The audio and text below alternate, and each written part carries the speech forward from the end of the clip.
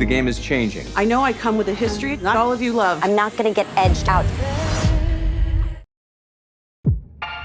The game is changing. My job is to ensure the stability of UBA. Alex, I need you to come back. You are the only thing that can save us. So many issues are raised that are just incredibly important to us now, and especially in retrospect, like the beginning of the COVID thing and the various social cultural movements that happened. Yeah. It's a lot to take on, but in terms of getting it all in, plus keeping the personal stories, it's a great balance. Tell me about the writing.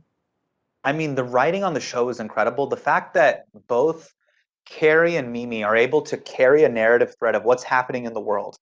Season 2 takes place in the backdrop of the COVID-19 pandemic that broke out across the world and the American 2020 election. To have both of those things humming in the background and then have this incredible sprawling cast of series regulars and guest casts that have come in to interact with the series regulars is pretty incredible. And what I love most is that Carrie is absolutely brilliant at navigating the gray area of all these social issues. It is not a binary black-white thing when it comes to her interpretation and the characters' interpretations of cancel culture, consent, power dynamics in the workplace, who's responsible for what, and how do we forgive one another. I mean, really, really powerful, amazing stuff.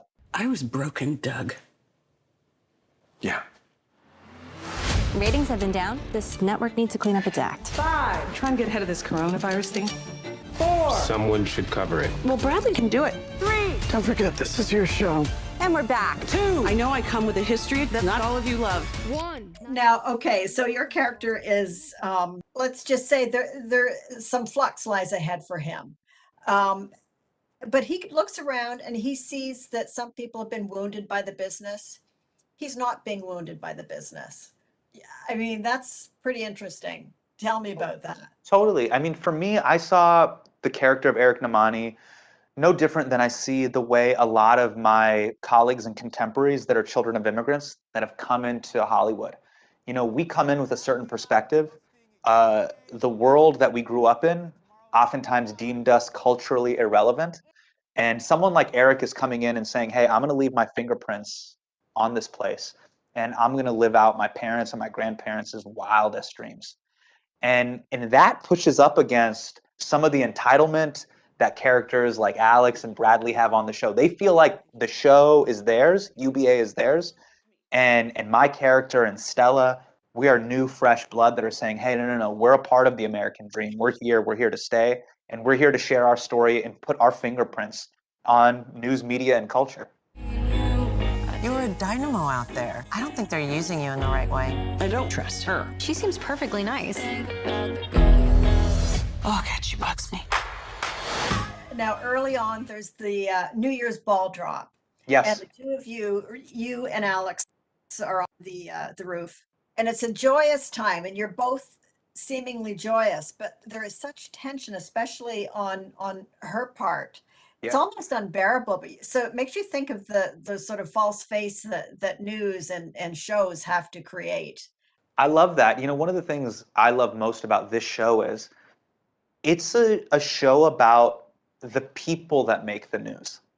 And when we think about the news anchors that we see every night, Chris Cuomo, Rachel Maddow, whoever, whichever news outlet you follow, they are human beings ultimately with biases and wants and desires and flaws. They're ultimately human beings.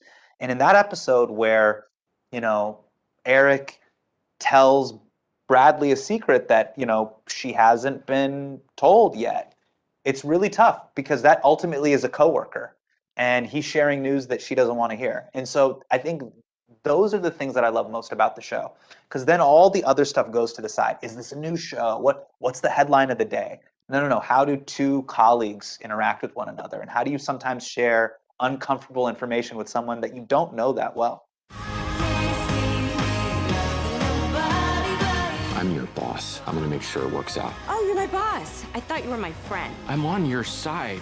The network doesn't think you have the it factor. We're looking to showcase some other talent. You know what the problem with racism is? You don't fix it by pretending to want to fix it.